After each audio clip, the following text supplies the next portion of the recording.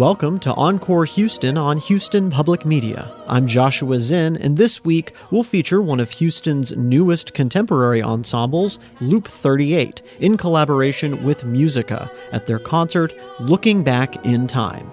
This concert features works by some of the MUSIQA member composers, as well as a reading by author and neuroscientist David Eagleman.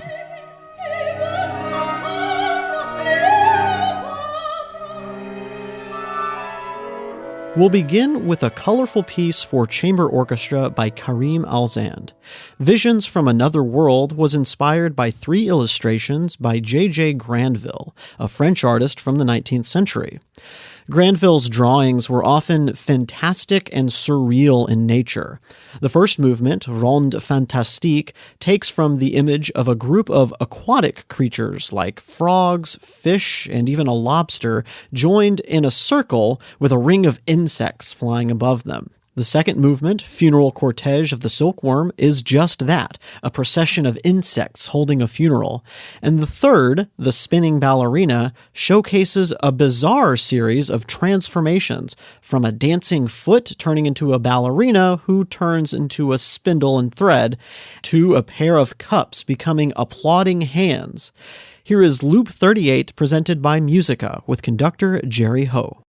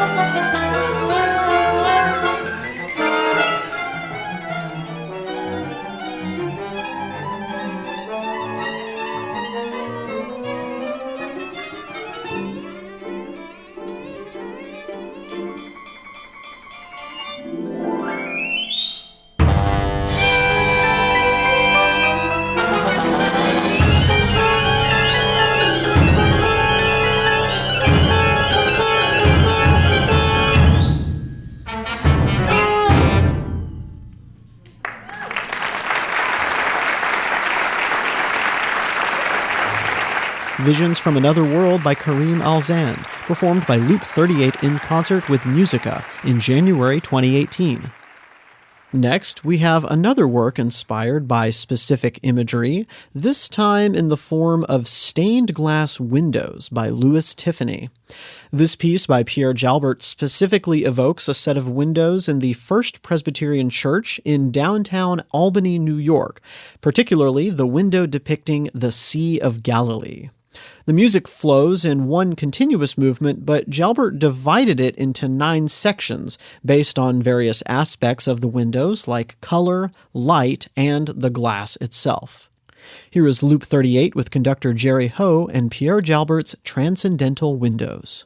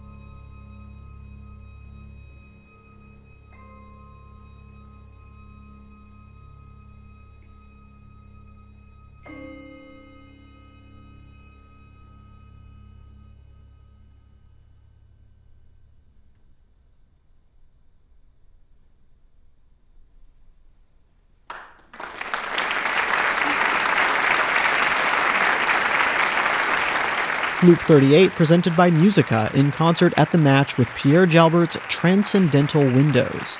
I'm Joshua Zinn, and you're listening to Encore Houston on Houston Public Media.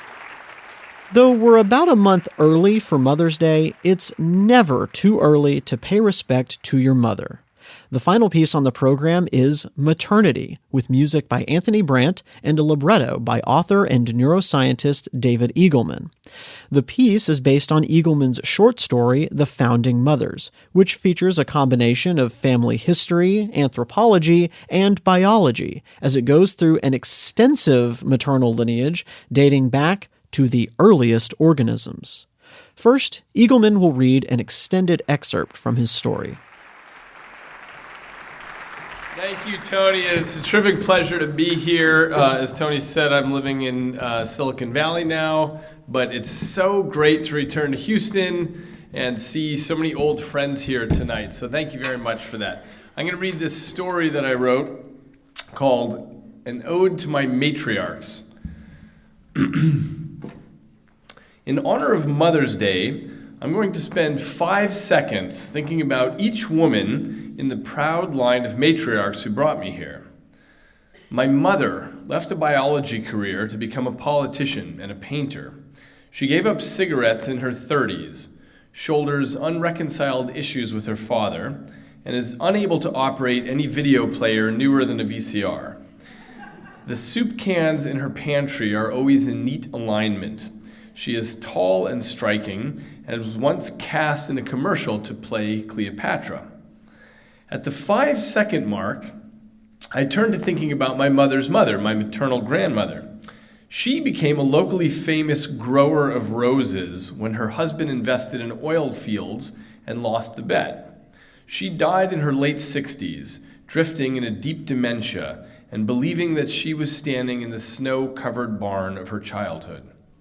At 10 seconds, I consider my great-grandmother.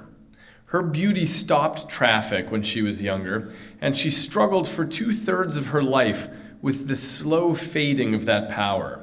She wore makeup and expensive clothing and clung through 2 husbands to the habits of pretty women. She was terrific at playing the harmonica. My great-great-grandmother was burdened with a tightly twisted temper and a penchant for panic attacks. Her first fiancé jilted her. She married the second with an unshakable suspicion, which he was driven to fulfill by infidelity.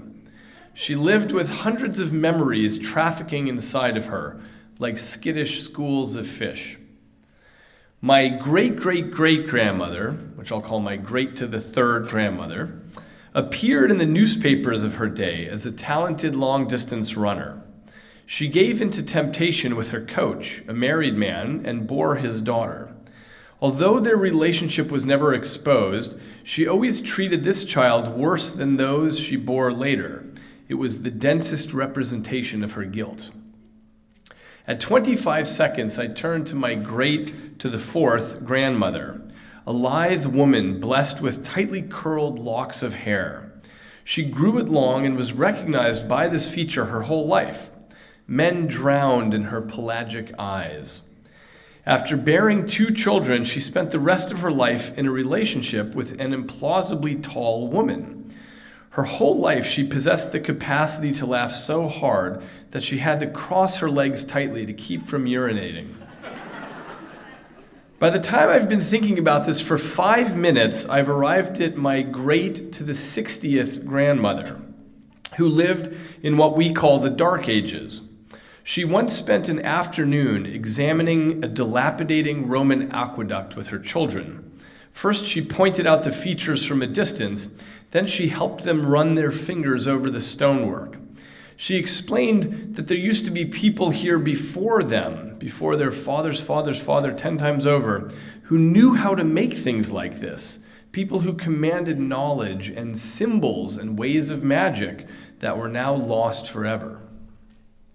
At the 17-minute mark, I'm considering my great to the 204th grandmother, who lived in a quarrelsome farming village by the Nile. She was spoiled by her brother, who was secretly in love with her, and died in a fight that he erroneously believed involved her honor. Being gregarious and invested in social status, she never let anyone know that she suffered terribly with hemorrhoids her whole life. By the time I've been at this for 1 hour, I've reached a short woman in the Upper Paleolithic period, my great to the 716th power grandmother. She was bitten by a tsetse fly and left for dead, but managed to recover with the help of a young man who had intercourse with her multiple times a day during her sickness, without her participation. She returned home pregnant. Her long absence was treated with suspicion. She was eventually accepted into the bottom rungs of a harem and outlived every other wife but one. At almost 3 hours, I have reached my great 1944th grandmother, a ropey young woman who fashioned the first ever musical flutes. She was lame of leg, but possessed a keen mind and a strong curiosity. She worked her whole stunted life at fashioning hollow tubes, refining, changing the length and diameter, producing noises that sounded at times laughably like different animals, but sometimes quite pleasant. While pregnant with her 6th child, she was caught under a mudslide and suffocated. She was found by boys 32,000 years later with a tiny skeleton inside her skeleton.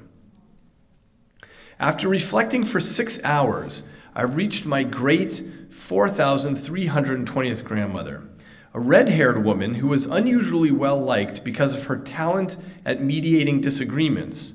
She knew almost every one of the few thousand humans remaining at this bottleneck moment in our species.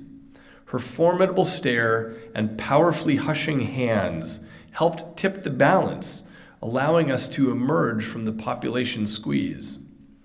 At the 1-day mark, I'm thinking about my great 17,280th grandmother. As a young girl, she watched a rift develop among the adults, and one day the family of her inseparably close childhood girlfriend stomped off beyond the mountain. She never forgot her.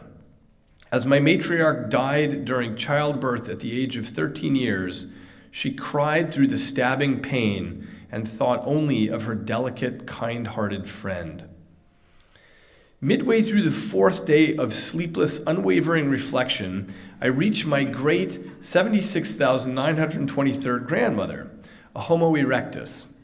She's rapid and hairy and obsessively pilfers the possessions of others. She manages to avoid being ostracized only because she is masterful at setting new trends in fashion. She contrives new ways of decorating her braids, new styles of wrapping pelts, new modes of rubbing sweet saps onto her skin. Others follow her innovation. At 17, she is nicked in the calf by a boar and dies from infection. Her mother takes over the care of her 2 deaf babies. 2 weeks into the project, I'm giving consideration to my hunched hirsute great to the 241,920th grandmother.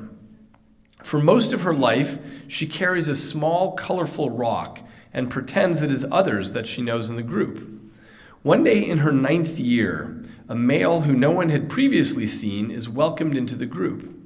Luring her away in the dewy early hours, he places her hand upon his risen appendage. Within moments, he slips it inside her. She exults in the feeling and spends the rest of her days pursuing males aggressively. She births 8 children, 3 survive, each sired by a different father.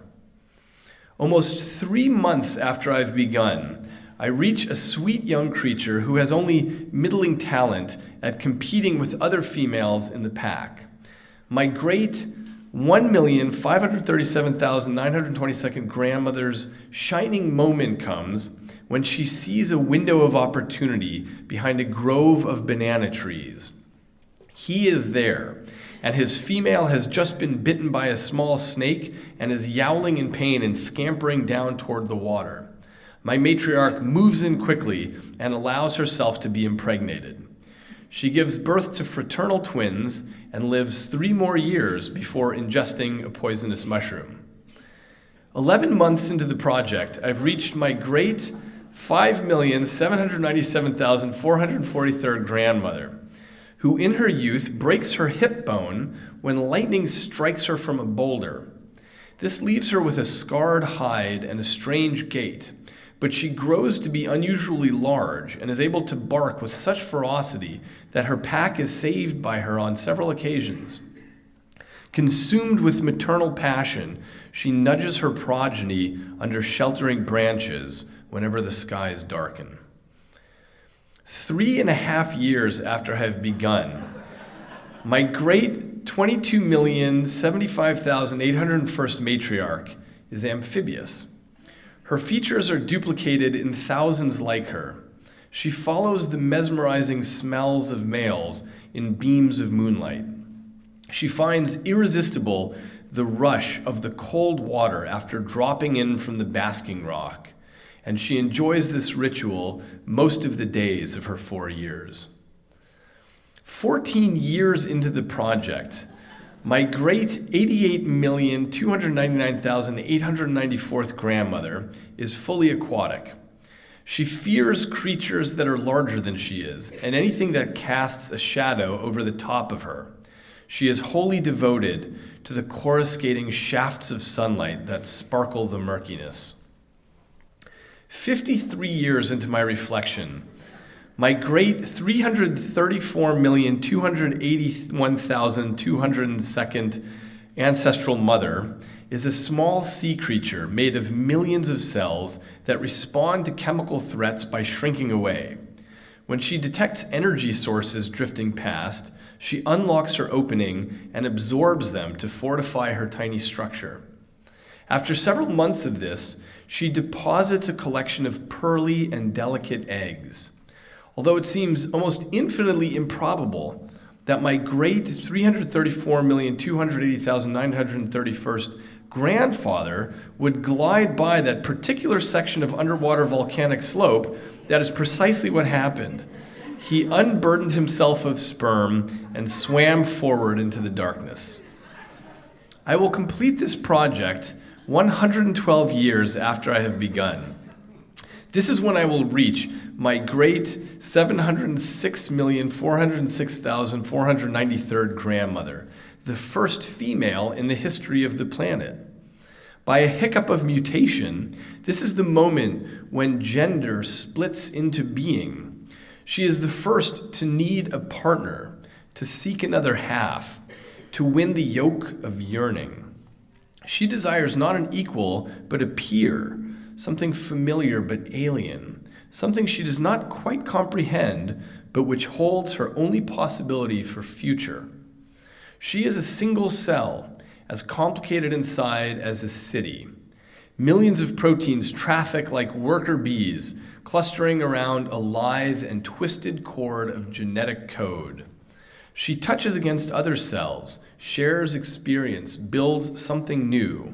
She carries the first draft of a genetic handbook that will pass from female to female in an uninterrupted, invisibly small gift of inheritance. I am here only because each one of you, without exception, handed down the heirloom. Despite all the accidents and mishaps offered by the world, not one among you failed to mate. You are an unbroken chain of winners, and I exist only as a testament to your successes. Happy Mother's Day, one and all. Thank you.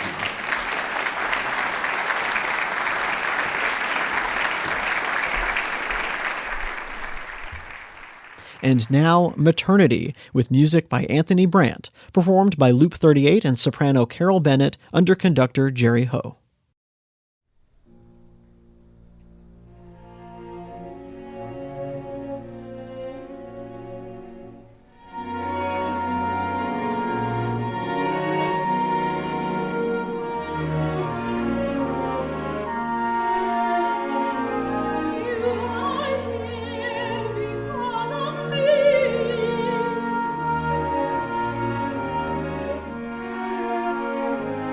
I am here.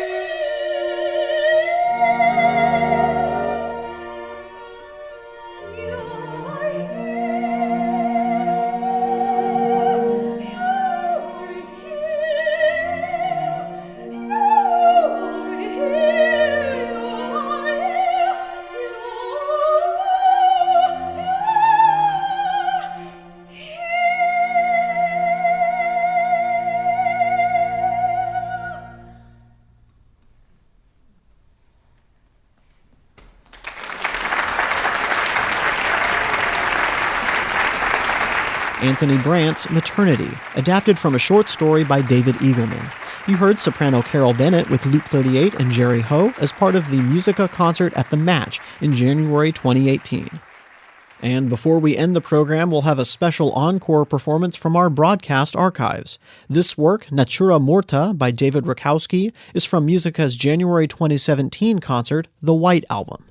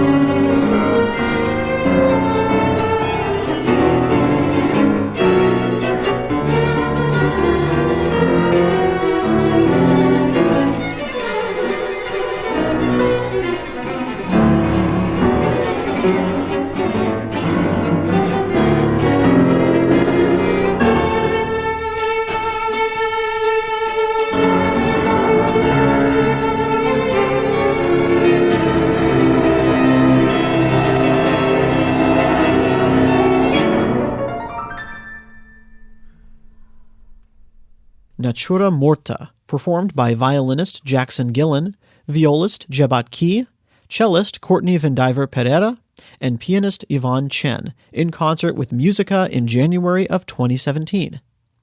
If you'd like to hear more from MUSIQA, their next concert will feature the Houston premiere of Kate Soper's Voices from the Killing Jar.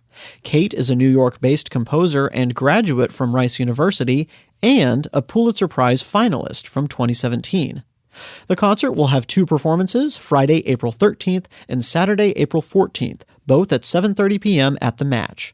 Go to musiqahouston.org for more information. The recording engineer for this concert was Andy Bradley, and Mark DeClaudio does the mix for the show. I'm Joshua Zinn, and this has been Encore Houston. Thanks for listening to Houston Public Media.